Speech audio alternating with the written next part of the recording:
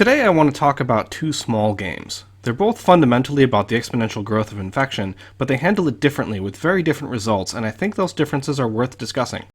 They're quite short and they can both be played for free, so if you want to take a couple of minutes to try them out first, the links are in the description below the video. Okay, the first game is called An Exponential Problem. Here you protect a virus during the initial stages of its outbreak.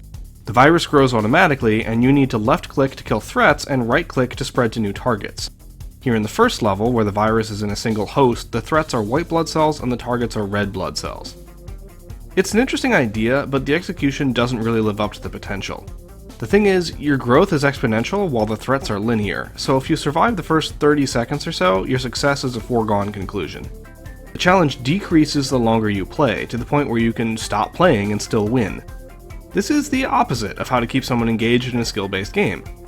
One way to mitigate this problem would be to take inspiration from Katamari Damacy, another game of inevitable exponential growth where the challenge comes from imposed constraints. How quickly can you reach a target size, or how big can you get in a certain amount of time? That approach requires continual attentive play and rewards skilled play with better outcomes. The other major issue with an exponential problem is that there's no real risk-reward trade-off to manage. The best strategy is to quickly infect targets and guard new infestations for a few seconds until they're self-sufficient, and then infect more. There are parallels here to real-time strategy games where building multiple bases can dramatically increase your power, but in those games, doing that is a risky investment, since it means spending a lot of resources that could otherwise be used to fortify existing bases or advance up the tech tree. If your new base gets attacked before it's established, you could be out a substantial amount of resources while your main base is left unable to defend itself properly. But here, in An Exponential Problem, new infections cost almost nothing. They just mean clicking over in a different area for a few seconds. They don't slow your growth or leave you vulnerable. It might have made the game more interesting if you had to, say, cut each existing infestation in half in order to create a new infection. Like with the real-time strategy games, it'd be a short-term cost with long-term upside, and it would at least be a decision the player has to make, as doing it too early or too often would be a losing strategy. Without such a cost, there aren't really any decisions to make in An Exponential Problem. It's always correct to infect new targets. The game has a simple strategy that's obviously dominant, presents no real challenge, and just involves rote actions. So, An Exponential Problem. Neat idea, having you play as an unstoppable infectious threat, but the threat's a little too unstoppable, with no persistent challenge or interesting decisions to engage the player. What would it look like if we found a game that fixed those problems? Well, today's second game is called Right-Click to Necromance.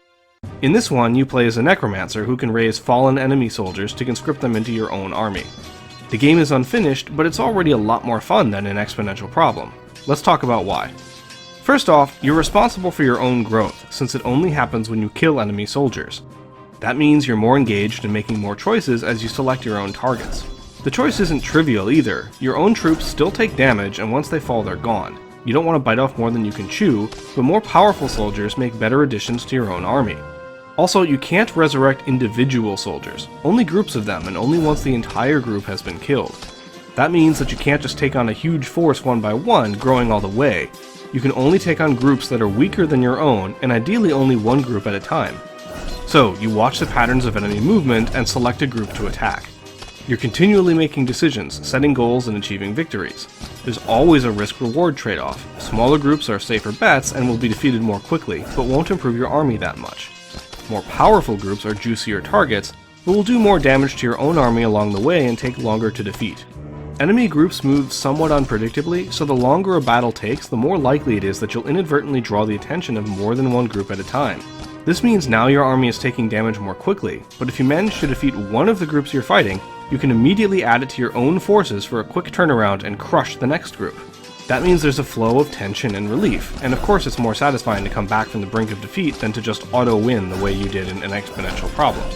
This is also a source of increasing challenge as the game progresses, since the enemy groups become stronger over time and your own army becomes larger, making it that much easier for enemy groups to notice you and attack, often more than one at a time.